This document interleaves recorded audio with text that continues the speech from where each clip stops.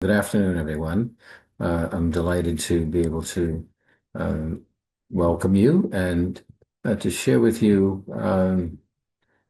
on today's topic related to concepts of God, the God of our heart, God of our realization, as Rosicrucians would say, recognizing the individual nature of our own experience of God, as well as looking at the kind of conceptions of the divine in neuroscience over the years. So, presuming that we technologically are now all in order, uh, I would like to kind of begin the presentation with you. So, I'm going to share my screen, and let's see what we can. Okay, share.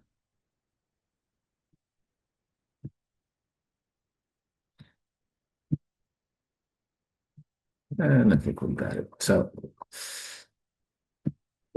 as I was noting, so we're really going to do an exploration of bridging ancient religious traditions, philosophical frameworks, and modern cognitive neuroscience, uh, examining how humanity has conceived of the sacred and what happens in the brain when we encounter it. We're very fortunate in many ways because of the age that we live in and the science that we have to draw on, that we're able to really see the physiological correlates to the personal experiences that we have, including those spiritual experiences that we have, kind of recognizing that our bodies, our minds, our souls are intimately connected one with the other. So that's what we're going to really look at. And part of this will be looking at the evolution of this concept of God. And, to kind of just give us a little sense of a top level view of our agenda, so to speak, we are and look at religious conceptions of the divine from animism all the way up to kind of theism, and then looking at some of the non-theistic religions, and we'll describe what that is about as we go along.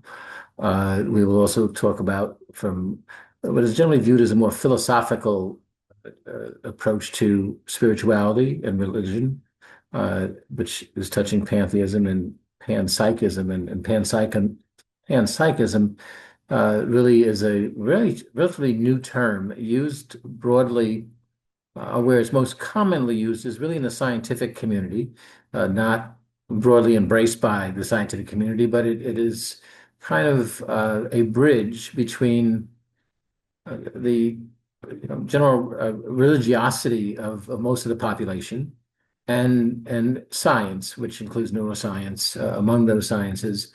And it is somewhat of the bridge between the kind of perhaps most advanced physicist, who might be embracing the spiritual side of life, such as in quantum physics and so on, and what else we know about the physical universe. So, and then we are going to look at, kind of before going into the neuroscience of this, the Rosicrucian synthesis of these things.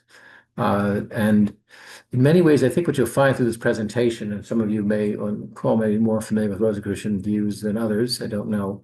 But what you likely will see is that the Rosicrucian conception, which is not entirely unique, and you will see where it has its roots and how it extends from there.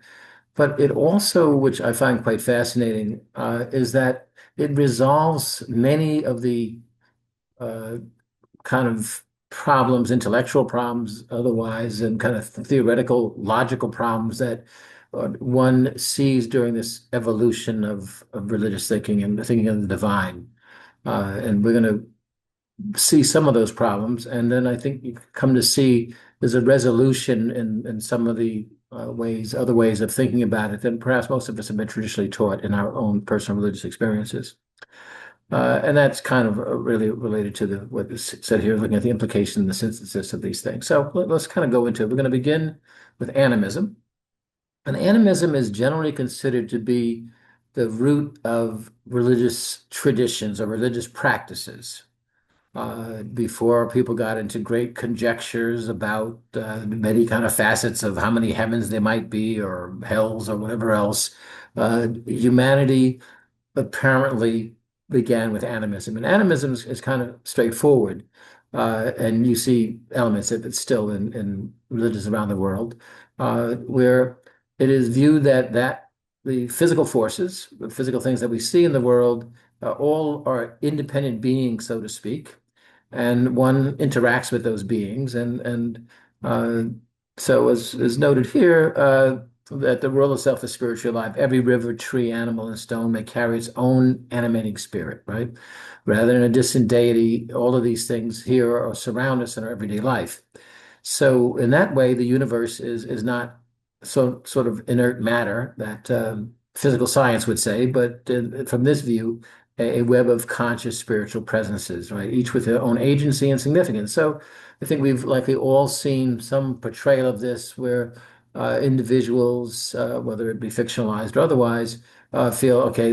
So if the rock comes sliding down the side of a hill and strikes a person's home or dwelling or whatever it might be, or the individual, right? That uh, individuals project onto that notion of that rock coming that it was personal and intentional, right? The rock decided to come and strike the home or whatever the case might be.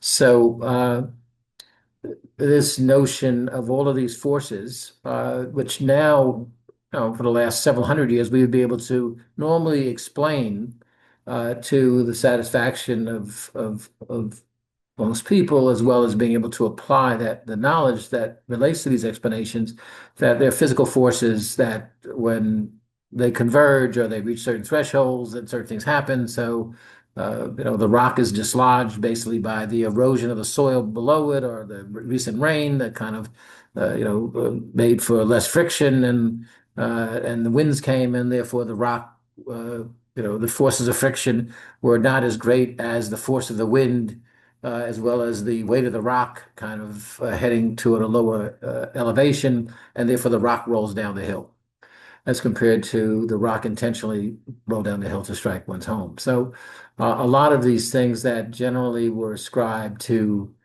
a willful, uh, external forces, we've come through our understanding them through mainly through science to recognize their physical forces that are at play and certain tolerances, et cetera, that bring forth these things.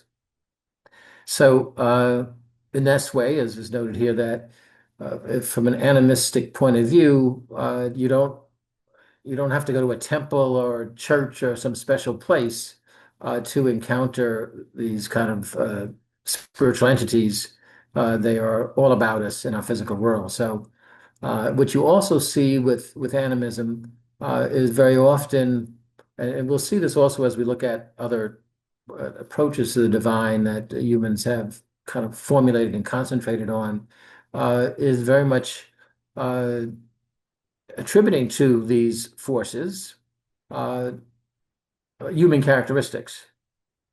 So I think we may have all seen in movies, if not more personally, the idea of individuals going to offer sacrifices or doing certain things to appease or please uh, uh, these various spirits as they conceive them to be. So one makes an offering to the wind, or offering to something of this nature, and with the aim of getting this spirit to basically, I won't say simply do our will, but do the thing that we desire in order to make our lives more satisfying, or helping give us food, etc. So. This part about projecting human traits onto things that are outside of ourselves, very, referred to typically as anthropomorphism, uh, we see with animism as well, right? These entities, these beings are given the characteristics of humans. They can be happy, they can be sad, they can be angry, et cetera, et cetera.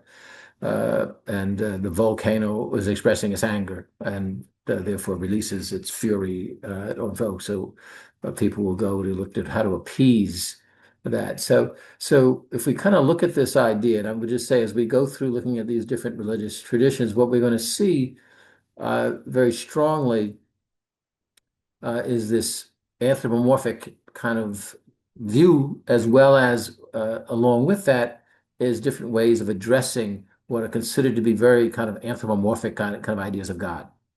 And so we tend to address them in ways that we'd address another human. But animism is likely the first stop on our journey as humans, or humanity, in developing this notion of the divine and human interaction with it. Then you kind of move on to polytheism, and I think all of us who wound up studying world history, generally Western world history at least, we encountered these various traditions of kind of the 2 to 3 millennia away earlier, uh, where you had polytheistic beliefs. So you had the belief in many gods. Uh, Quite famous, obviously, the uh, Greek and Roman traditions, where you've got a lot of the days of the week, right? Or we know that in the Western vocabulary are named largely after gods of coming out of the Greek and Roman traditions, right? We have these different uh, days, Thor, Thursday, Thor, etc. So multiple gods. And what's interesting about polytheism, which is different than another approach to this that we'll touch on, but polytheism kind of gives all these major gods kind of their own independent personalities and their own independent uh, fiefdoms and own independent trajectories and wills. And they fight it out sometimes, right? Uh, so there are occasions where also we will see reports of gods interacting with humans, and a lot of the Greek mythology and Roman mythology will have gods interacting with a human and giving rise or birth as a result to some creature that or individual that somewhat straddles the two. And even when you look at the ancient Roman traditions, and they're not so ancient, meaning the ones that, kind of around the 2,000 years ago or so, very often, of course, the emperor in the Roman tradition was looked upon as a individual who straddled the world of the gods and in humanity. Just as you found in the Egyptian tradition, right, where the pharaoh was looked upon as a god and therefore a conduit to the other gods as well. So, I note here, and this is something uh, even going back to the Judeo-Christian tradition, but in this case, that of Judaism, or what became described as Judaism or labeled Judaism, right? That first commandment that pretty much uh, in the Western traditions everyone is introduced to, of the Ten Commandments. Right? But the first is notes here is, "I am the Lord thy God, and thou shalt have no other gods before me." That's plural gods, right? Because so what you find in the uh, at that time, there were many competing gods, and various communities, right, had their god, and they would look at, my God is stronger than your God, and my God helped overcome and conquer you and your people because my God was stronger than your God. And you can get, if you want to kind of study particularly in Mesopotamia, where a lot of this took place, you find these notions of many gods. But with the rise of what we call Judaism, or I don't know exactly 2,000 years ago where they were exactly calling it that, but we know what we look at as Judaism as a faith. Really, it was about worshiping one God as compared to worshiping 20 gods. The Romans and the Greeks you had a god for the household, you had many, many gods for different kind of functions and different things. But this kind of, and Akhenaten, actually, back in ancient Egypt, right, kind of said, well, okay, there's the one supreme God to worship. So if you can take away from this first commandment, there was an acknowledgement there were other gods. It's just we are going to worship the one God as compared to worshiping multiple gods.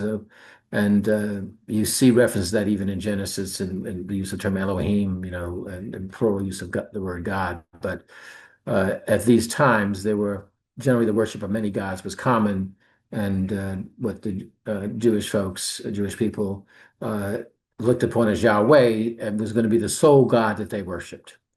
And so that became a monotheistic in the sense of worshiping one God, but it didn't necessarily say that they only recognized the existence of only one God, which eventually it evolved into.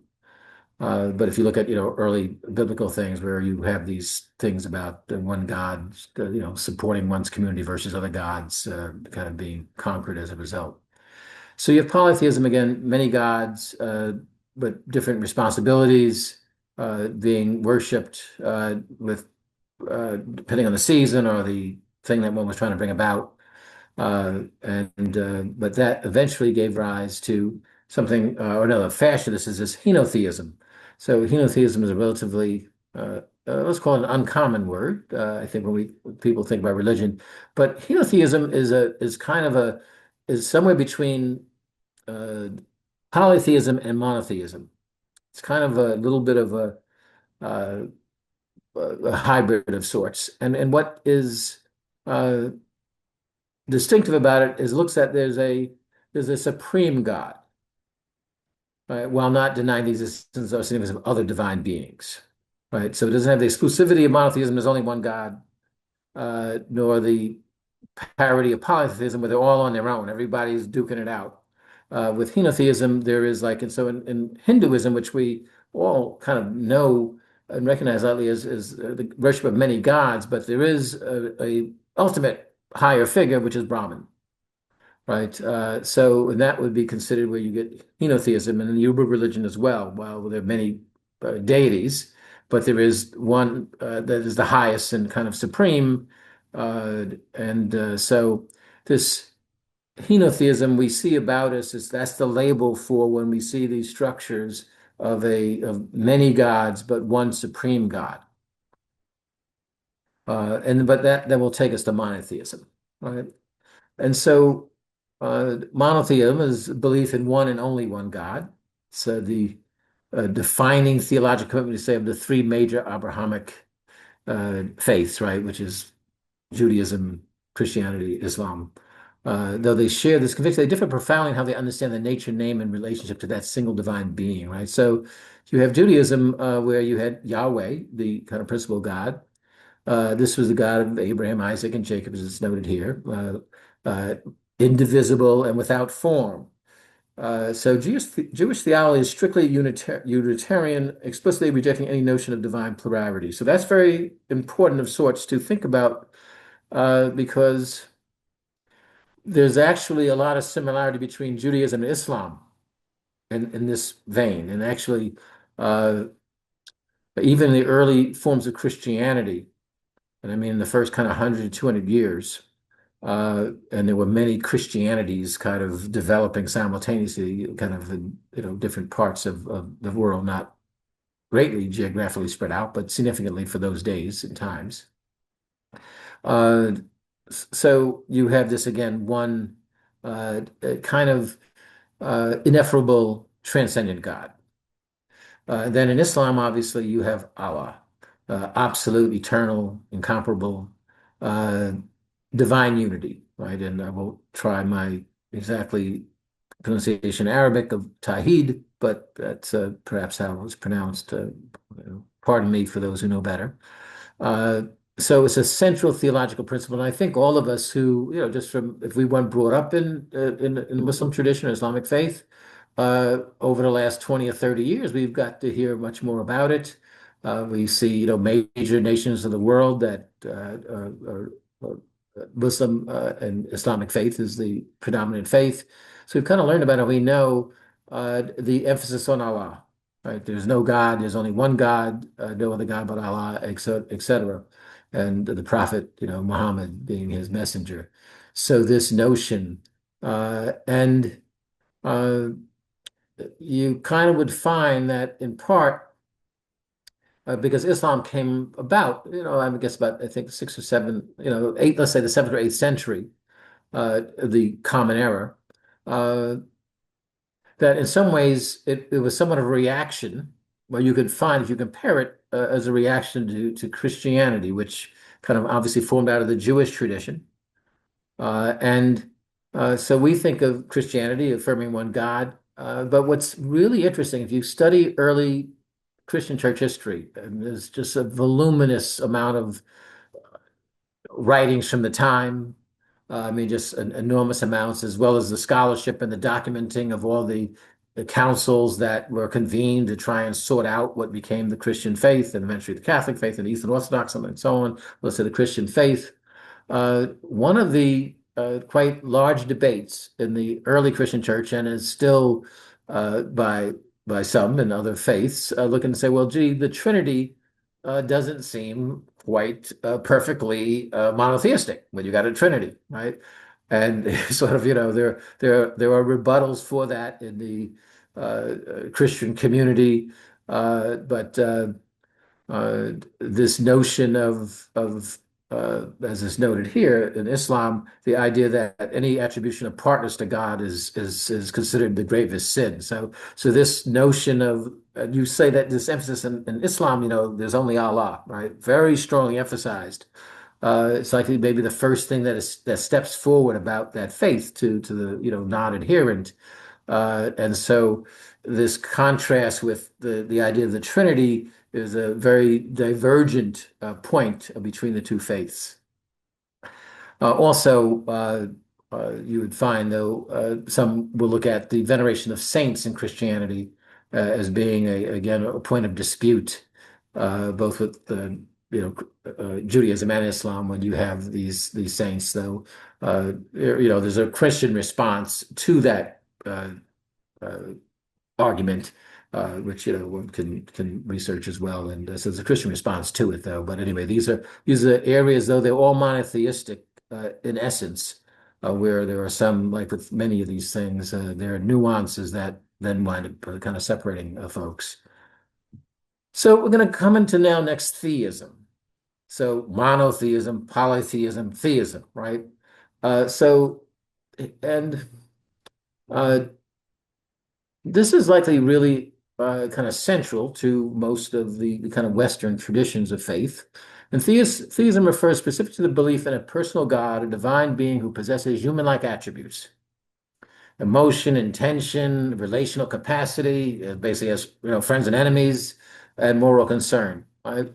Now, this is obviously very much in contrast to the more impersonal, abstract views of the divine that we'll touch on as we go along. We take it as someone as a given. Matter of fact, if you look at what Christians call the Old Testament, and for Jews, it's more the Torah and the Talmud, the kind of central writings of their faith. The God displayed there, depicted there, is vengeful, gets angry, has favorites, all these kind of things, right? So, very theistic. And in many ways, and this is where I want us to think about, because you might find it useful to think about it, is very anthropomorphic, right? In the form of humans, right? So this is where we attribute to the God of our heart, God of our realization, or the God of our faith, very human-like characteristics.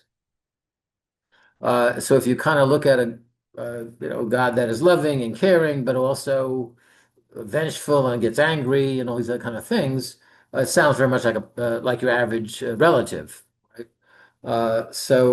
It would be called very theistic. A theistic traditions also asserts very often a special covenant with various, whatever the group is, right? So we're very familiar with Judaism, saying, okay, folks of Jewish descent or origin are the chosen people, right? So God has favorites, usually in these kind of theistic things.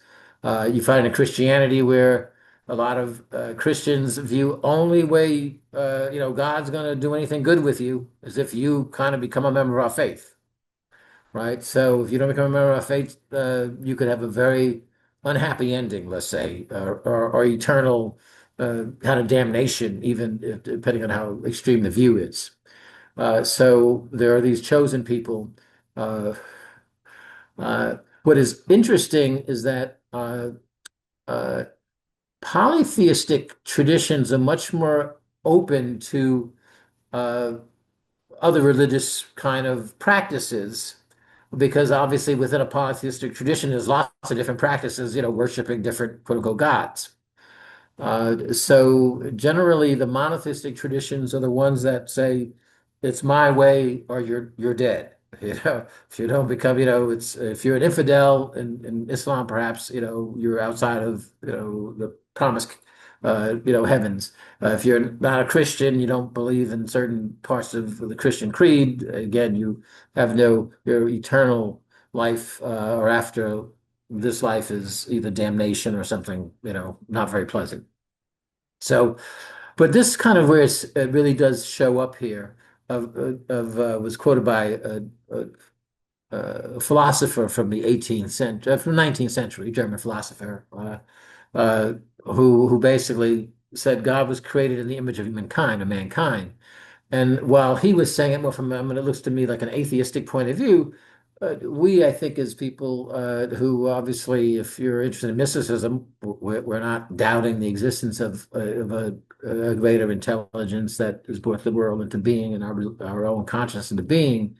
But very often, what uh, humans have done is create a God in our own image, right? It has emotions, it get angry, it likes certain people, doesn't like other people, et cetera, et cetera. It's very personal. You've got to deal with it very personally in order to make it happy and for you to have a good life. So as it put it, the inversion of the Genesis verse, which is, God created humankind in his image.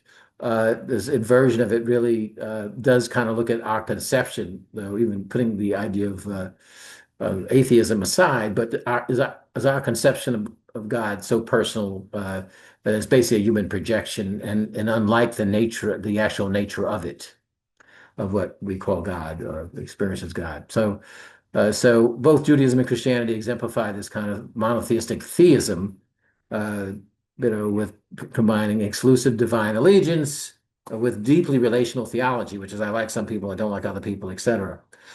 So that's, almost a really a point of reflection. If you kind of stop here of sorts and think about what we've just kind of walked through, because many of us, through our traditions, particularly in the West, we've kind of, and this is where we've ended, right? We kind of, our forebearers, very ancient, right, started off perhaps with, animistic views and perhaps still maintain some of those. But we wound up in our religious traditions, particularly in the West, kind of in this theistic one of a very personal God that has personal preferences and has folks it likes, doesn't like, etc. So it may be useful to pull at that, right? To pull at that and go, how much is this us creating the attributes we give to God are really our own attributes? Uh, I uh, I had a conversation with a niece who uh, explained to me how very often she looks and said, well, she's comparing one conception versus her own, and she put it this way, which is something to the effect that uh, her view of the kind of the shared God that they both were referring to uh, uh, was much saw it in a much more compassionate and loving light than the God that was being portrayed to her, and uh, and I think uh, it's slightly worthwhile pulling at and testing your own journey, the God of your heart, God of your realization, and to try to understand where it all kind of fits in, these type of things. But let's move on. We're going to go on to something very much related to this, propitiating the God or the gods, right? And propitiating mainly means, hey, how do I make them happy, right? So, as is noted here, of course, vastly different religious traditions, a recurring impulse appears, the belief that divine favor must be sought, earned, or restored through acts of sacrifice, right? Whether material offerings or blood, the logic propitiation, right? You have to propitiate the gods, make the gods happy, links human action to divine response. I do this, God does that, right? Uh, the origin of these practices are likely linked to human interactions where individuals provide gifts to receive favorable reception, right? That's how we've usually, if we want to get something favorable from a person, we bring gifts, right? And we see it. in our kind of everyday life, but also a lot of traditional communities where it is expected that if you want something, you bring a gift. And obviously, people kind of took that human reaction, or I'd say it is likely people took that human reaction, and then attribute it also to how to deal with, quote unquote, the God of their heart, the God of their realization, right? They assume that the God or the gods can be influenced by gifts or what one might humorously be called bribes today. But basically, you can go and give them gifts and they'll do your bidding. Uh, in animism, we see the idea of offering food and animals and ritual performances, right, to get the spirit forces in nature to do what we need to do to help us on our welfare, right? You have, from the very early points of the Bible, the kind of Western Bible, right? We have the story of Cain and Abel, right? So you have this biblical sacrifice. The two brothers come up to Yahweh. One accepts what one brings kind of produce, and the other one brings the firstborn. Cain being the former of those, and Abel being the one who brought the firstborn. I think it was a lamb, or as I recall. Uh, and God kind of like one offering and didn't like the other, right? But this notion that one has to bring something to win the God's favor. So the God's very personal, right? And then we have the example given of the same thing about you must sacrifice or to make offerings to God in order to secure God's beneficence, and to therefore, let's say, have a pleasing life, because we believe it is at the hands of very personal God is determining what our life's going to be. Where Abraham is goes in order to satisfy God to kill his son Isaac. Right? He's going to sacrifice his son, except God at the last minute says, no, don't do that because that's going too far. Right? Okay. But this notion again that we must do these things, and then we look in Christianity. Actually, one of the key things in Christian kind of theology is the notion that Jesus, the Son of God, quote unquote, is understood to be the ultimate sacrifice, right? Which then reconciles humanity to the Father. So this and actually was quite interesting about Christianity and its origins is that for the first couple of hundred years, uh, a part of the debate in the early Christian church about when Jesus became God. Believe it or not, it was a debate. We may nowadays kind of take it as a given, but the debate went on for hundreds of years. Was he born God? Did he become God? At the baptism by John? Did he become God at the transfiguration in the garden? Did he become God at the crucifixion? Did he become God at the resurrection? Etc. And how much God and how much human was he? Right? And because generally the argument around this, and really went on for like about the first 400 or 500 years of the Christian church, was for it to be, if Jesus was just fully God from beginning, then it wasn't really a sacrifice because there was no human nature there.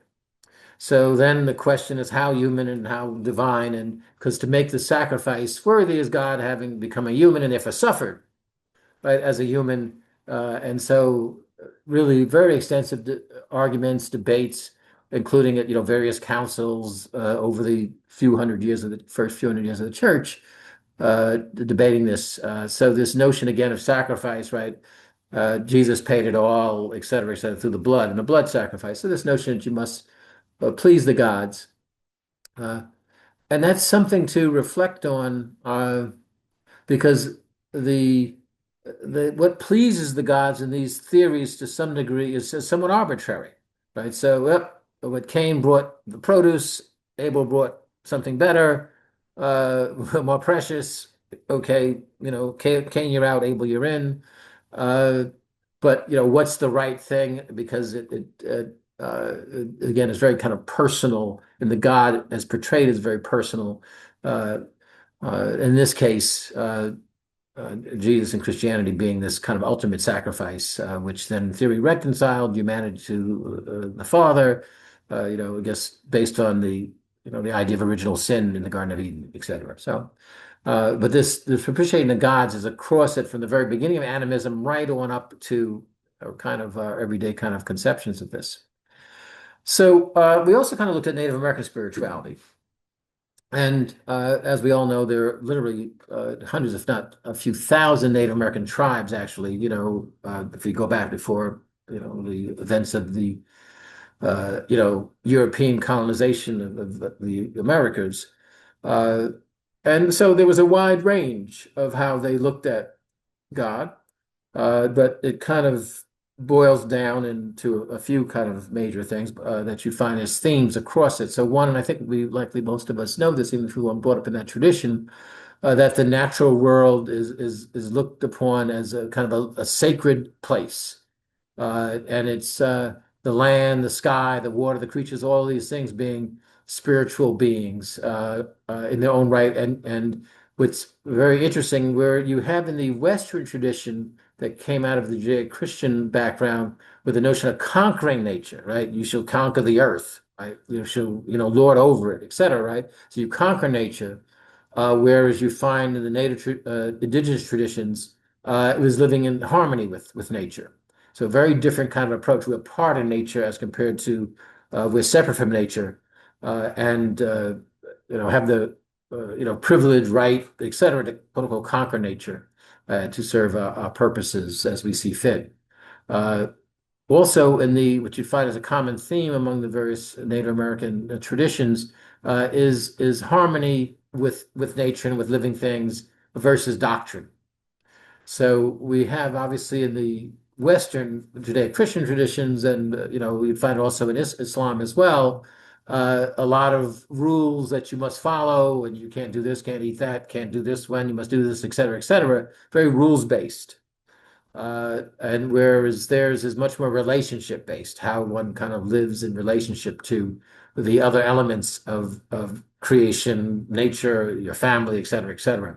So when you kind of look at the theology of Native American theology, uh, the sacred is immanent, right? So the divine is not transcendent, right? So it's not like deism where it kind of was like, okay, God made the world and then he said, okay, good luck, you're on your own, or God is someplace uh, uh, transcendent to the world, but it is immanent, right? This divine, this the Great Spirit, or whatever it's called, is part of and immanent in the creation, not separate from the creation. And that leads one to very different kind of directions in thinking and where the evolution of one's thoughts and actions go if you use that as a premise. And that's why we can see very different concerns when one looks at it that way. So again, the morality very much relationship based. Again, how do you kind of treat the land, others, family, related to future generations? Very much about, not just kind of the immediate, but about future generations and so on. So, and it is it if you have opportunity to explore, I would say some of these things in the Native American community in terms of religious practices and views, I should say more the views, you see this is deeply seated, deeply rooted. It's not something that right, just easily dismiss. Uh, as where there's an opportunity, as an example, you can look at how very often Native communities in America deal with the land and mining and things of this nature and extractive things with the land. Uh, they are not generally going to go do that just as to do extractive things with the land simply for material wealth. So these are deeply seated uh, uh, beliefs and traditions. And it is very interesting to encounter, at least I found personally very interesting to encounter some folks who had such a different experience of being in the world and with the world around them than most of us were brought up to have, at least, in most Western situations. And the notion of a kinship-based cosmos, right? The universe is as an extended kinship network. Humans are not masters or stewards of creation, but relatives within it, right? So again, not you go forth and conquer the earth, right? No, it is to be part of it. We are all part of this one part, or this one thing.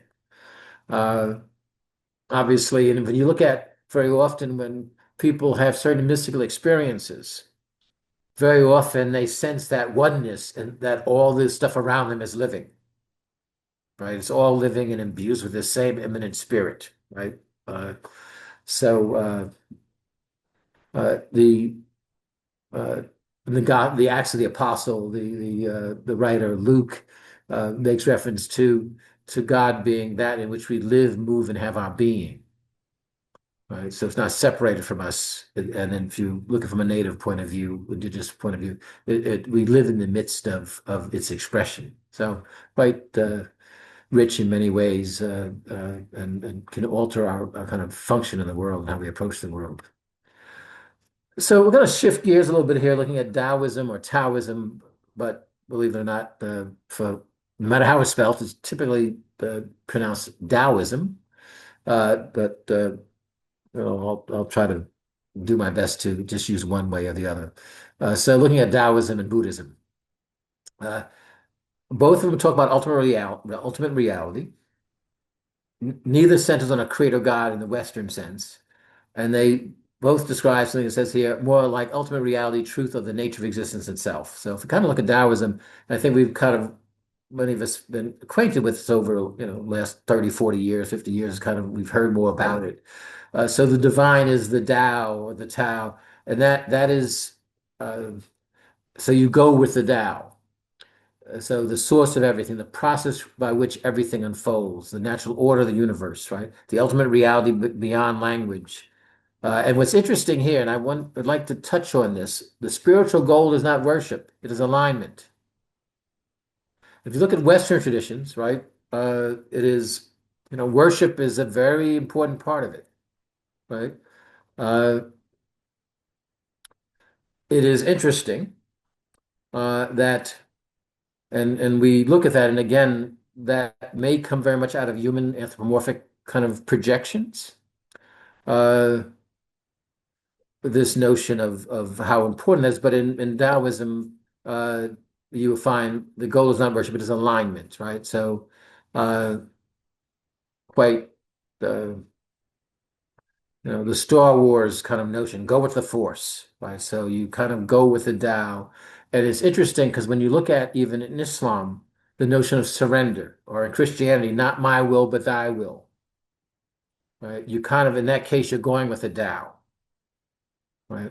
So in Buddhism, again, you have a focus on this ultimate reality, very often referred to as emptiness, but emptiness doesn't mean nothing. It really is kind of recognizing that nothing, uh, nothing is fixed and permanent, right? So it really is, if you're kind of focused on the forms, you're really kind of focused on the illusion, right?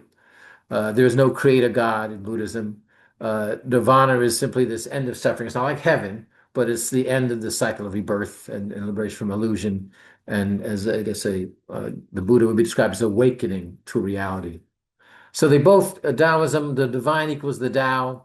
So it's this attunement with, we might say, as Rosicrucian cosmic order, and the cosmic order of things. It's impersonal. It doesn't have favorites. It doesn't get mad or angry. It's not vengeful. It doesn't love one thing more than another, or one group or anything, right? It is natural. It's ineffable, right? It's so, as it mentions here, the Tao, the Tao that can be spoken is not the eternal Tao, right? So and what you'd find, particularly you find in the Jewish and Islamic traditions, you know, the God of their realization is ineffable, right? Beyond the ability to be described, right? Beyond description, right? Find in Christianity, okay, kind of taken the Father piece, kind of made it the Father, but you have Jesus, which becomes a much more tangible figure, right? There's a tangible figure, but you'd find in Taoism as well as Buddhism, it's much more of the notion of that which is ineffable, and inconceivable, impossible for us to conceive its actual nature.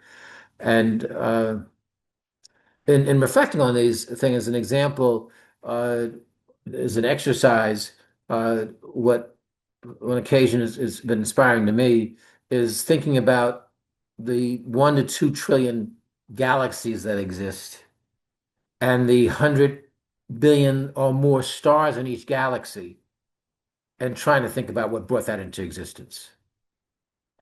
clearly ineffable, right? Beyond what one can kind of get one's head around, right? So kind of accept it's ineffable and just try to attune. And Buddhism, again, no creator God. Ultimate reality is this notion of getting beyond the forms, right? And you're looking for obviously getting liberation out of from rebirth, right? So those kind of get us to the kind of major religious tradition. Then we're going to look at a couple of philosophical ones, and I'm going to try and I'm going to have to speed up a little bit here. Pantheism uh, basically says the universe is divine, not created by a God, but identical with God. There's nothing but God, right? It's impersonal, no preferences, no prayers answered, no chosen people. The awe and reverence are directed to the cosmos itself. And it was embraced by thinkers from Wordsworth to Emerson to Einstein, who famously expressed belief in Spinoza's God. And actually, we have on to the left-hand side here Spinoza's vision. He argued there's exactly one infinite substance of reality, which he called God or nature. Everything that exists is a mode or expression of this single substance. God is not a person, has no intentions, issues no commands, and makes no interventions. Uh, but we're going to go on to beyond that. So that's kind of pantheism. Uh, to some degree, once one says that God is infinite, then there can be nothing but God. Right? God is infinite. Well, if it's something other than there's something other than God, then is limited by what it is not. So almost when you declare God as infinite, you kind of are, uh, left with this that it must be the all. Right? There's nothing to be outside of it. So it gets out of the dualism of God and devil, those kind of things as well. Then you have something called panpsychism, which I'll just touch on briefly. Panpsychism is a term, again, now becoming used in the scientific community and really trying to help them resolve how consciousness can exist uh, related to matter. Because the problem, what they call the hard problem in physics is, okay, how do you take a bunch of chemicals and get something that feels and thinks and has emotions? Right? They just haven't figured out how does that happen. So what some theorists now offer is what they call panpsychism, which is the notion that there's consciousness in everything. So consciousness doesn't have to be something that emerges from chemicals. It was already in everything. So it's not emergent, as they say. It is actually part of its very nature. So mind does not arise from unconscious matter, but matter was never entirely unconscious to begin with. And we've kind of times looked at where you find high degrees of consciousness in the in sophistication, even the most minute living things. Not to mention, okay, how does one, look at, well, what's the binding forces of the universe that hold atoms together, things of this nature. So that's what panpsychism is about. It's very much a focus on consciousness being universal, not necessarily in a religious expression. So, but just you'll know, this is kind of where science now is walking its way, I would say, toward the more mystical. Rosicrucian Conception, mystical pantheism. And when we look at mystical pantheism, it's really you take classical pantheism, which is where everything kind of is this one reality is divine, the universe is divine, everything is undivided and is the divine. But what's different about mystical Rosicrucian conception and this mystical pantheism is that it also embodies or involves that one can have direct, intimate communion with this universal intelligence through meditation, inner development, and mystical practices. So the divine, though impersonal in nature, is experientially accessible. And that's really what students of mysticism, which is the heart of Rosicrucianism, accept and have had various degrees of experience related to that as a fact. And so that's kind of mystical pantheism, which would distinguish it from orthodox theism and strictly philosophical pantheism. It bridges the gap. You have cosmic impersonality. There's no favorites. There's, it's really, but matches up with our own pull toward uniting with the source of our being. So with that, we're going to turn to neuroscience, and I'm going to go a little fast through here. And I'm sorry to be getting to this just now.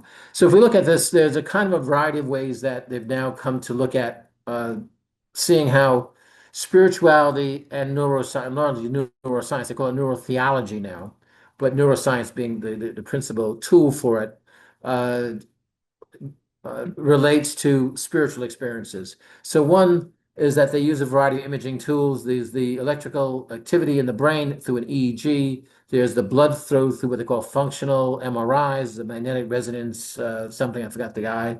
There's the PET, PET scans, which is looking at metabolic activity, and then you have something called SPECT, which is the blood perfusion.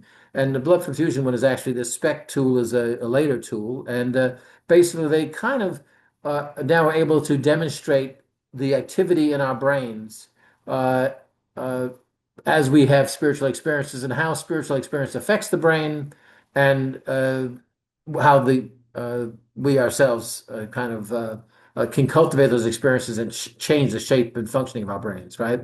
There's no single God spot in the brain based on kind of neuroscience evidence. It involves multiple parts of the brain, typically some being depressed, some of those being more activated, and multiple systems in the brain.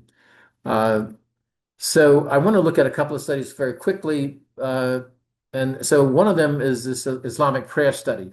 And it was looking at folks who were doing the standard prayers that when a Muslim is vows to do 5 times a day, as well as another one that is kind of a little a more specialized thing. And it looked at the brain activity using a SPECT thing, which is looking at cerebral blood flow, right? Looking at brain activity in the kind of neutral state, as well as then the brain activity when they're very much kind of deeply invested in kind of the prayer activity. What's quite interesting about it is that the prayer engages circuits involved in reward processing and positive affect, emotional regulation and equanimity, but also the subjective experience of the surrender to God, which is the heart of Islam, right, of surrender, central to Islamic theology, has clear, measurable neural correlates. Right, so spiritual submission is not merely metaphorical, it appears in brain data. And I want to show you, so what, I should say, what decreases though, which is interesting, you'll see this of course not only with the Islamic study, uh, is there's reduced activity in brain regions associated with executive control and deliberate decision making. So that's part of the frontal cortex. The self-boundary maintenance ego definition, but that self-boundary piece is about feeling when you lose the self-boundary, you feel more of a oneness with things about you. So as compared to like I'm Julian, I'm Tom, I'm so and so, that's very strong. The self-boundary that function is decreased. The areas that kind of govern on the brain are decreased in their activity during what they found through this prayer study, and spatial orientation and body self-location. So feeling more of a oneness uh, and kind of just, without so much boundaries again around the self. So this is neurally corresponds to the experiential dissolution of the self before God. So you've got brain activity that does this, people who do it with passion. And I want to show you, yeah, this is just talking about what the brain, the SPECT imaging, which is really looking at cerebral blood flow. It stands for single photon emission compound tomography. Okay. But look at the brain studies here. So on the top row, from left to right, and I almost would tell you from right to left. So let's go from right to left on the top row. You can see where the arrows are. And then let's drop down again, looking at the furthest right kind of column, right? So you look at the brain, the arrow there, where you have in the kind of upper right hand side of the image. So there's a part of the brain, and when the folks are doing this prayer and kind of really absorbed in doing the prayer, you could see there's less blood flow. So where it's more yellow and kind of a little greenish yellow up on the top of the two images on the right, 2 inches to the right. Well, in the lower image, though, it is not as much blood flow there, which as you can see, there's more blue. So that's very significant. Those particular areas of the brain not as active. Secondly, if you look at the next one from, again, moving from right to left, you can see on the topmost, there's where there's blue on the topmost one, it's more yellow below, right? And you see a little bit where there's some red in that topmost one on the right-hand side where the arrows are. So part of it is a little in the kind of immediate center of the brain, in the front center. There's less activity, but you can see along that kind of upper right quadrant of the brain, there's higher activity indicated by the lighter color there, the coloration, the kind of yellow-green. there in the middle. So this is the middle of the slides. And if you look at the last ones on the far right or the left, you can see on the top row a lot of activity, but and you can see the reds there in that top row in the kind of upper right portion of it. But when you get to the one image below, not as much activity there, but a lot of activity kind of in the almost a center to the right, where you see that rich red blood intensity, which means high blood flow. So you could see in the brain, so along the top are the three individuals doing their practice, and along the bottom is along the top is the before, along the bottom is the while they're doing their practice of what happens with the brain in terms of blood in the areas. So electrical activity is going to be diminished, etc. So uh, easy to show there's things going on in our brain when we're engaged in prayer, and it's fervently felt prayer, right? So if we look at this thing versus God's love, and I put that one up to brain scans. I'm not showing you brain scans for the others because I want you to get the idea of how they deduce what they're coming to as conclusions. So interesting on God's love versus punishment. So people who hold a kind of loving idea of God, they were looking at actually this was the of a Mormon kind of a bunch of subjects that they were looking at those who had a more loving versus more punitive kind of God theology of looking at different parts of the brain. And if you kind of look at this, uh, produces measurably different patterns of brain activity with significant consequences for well-being, behavior, and error processing. So, thinking about divine forgiveness appears to reduce the emotional sting of personal failure. And there's something called the error-related negativity signal, which is a piece of the brain that signals when you realize you made a mistake. And the intensity of that signaling is very much corresponds to whether you have a loving God theology or punitive God theology. So if you've got the loving God, you have a neural marker of conflict detection fired when we make mistakes is measurably dampened. So there's not as big a reaction to it. Motivational urgency to correct behavior decreases, and the psychological distress following it, failure is lower. And they say this may explain why believers in a loving God report greater well-being overall, right? It's kind of a stress-reducing thing, but the brain actually functions differently depending on, this belief system that you have about God. The God-fearing types, right? You got more amygdala. So we all know the amygdala is associated with, fight or flight, threat response and threat processing, and then this interior cingulate cortex, which is conflict monitoring and error detection, right? So those regions then are pumped up.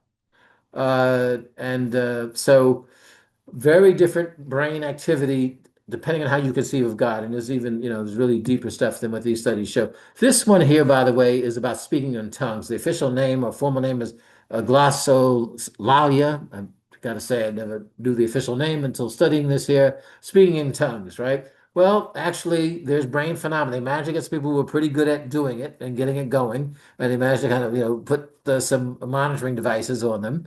And what they found is decreased frontal activity. So in the frontal areas of the brain responsible for intentional control and voluntary speech production was significantly reduced, right? Providing a neural basis for practitioners' reporting of not controlling what they say.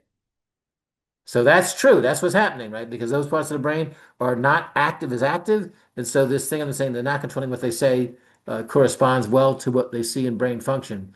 Also, this amygdala change. So you got simultaneous changes in the parietal regions, which are involved in self-body processing, and the amygdala, which is emotional intensity. So strong emotions, excite the amygdala, reflect a state of heightened emotional engagement combined with altered self-experience. So those two things now, the self is kind of feeling very differently as well as very emotional. But here's what's also interesting. Reduced prefrontal cortex activity aligns directly with participants' first-person reports of losing conscious control.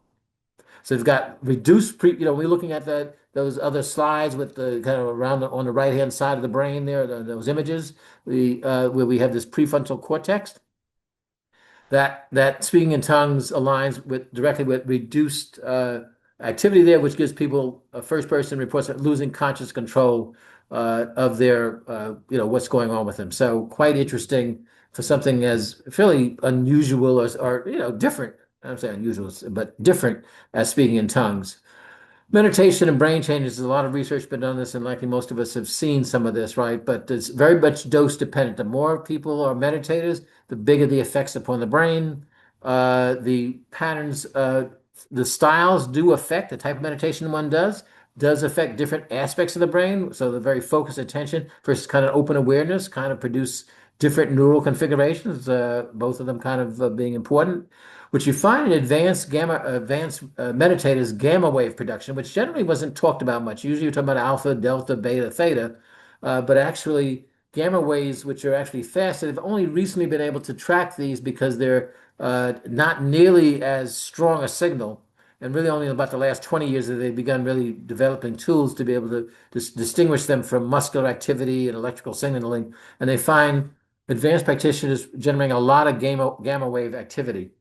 So you've got measurable increases in cortical thickness in the brain through people who meditate a lot, which is kind of gray matter density, and white matter integrity, meaning it's kind of intact, and regions governing attention, uh, introception, and emotional regulation in long-term practitioners. So they look at this as things that actually do kind of put off dementia and other things like this. So and these are dose-dependent effects. So to wrap up here, distinct spiritual states, meditation, trance, and prayer. They have, the trance one is looking at the speaking in tongues, really different brain patterns, uh, but all actual, real, and tangible.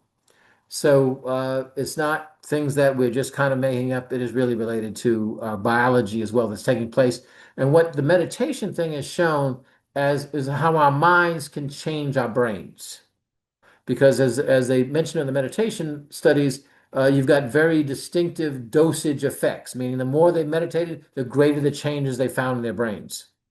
So it really just shows that mind does affect the brain, affects matter, whereas the materialist believes that only the brain affects the mind, but no, the mind affects the brain as well. So those are things there. I'm sorry to have to rush through this at the end.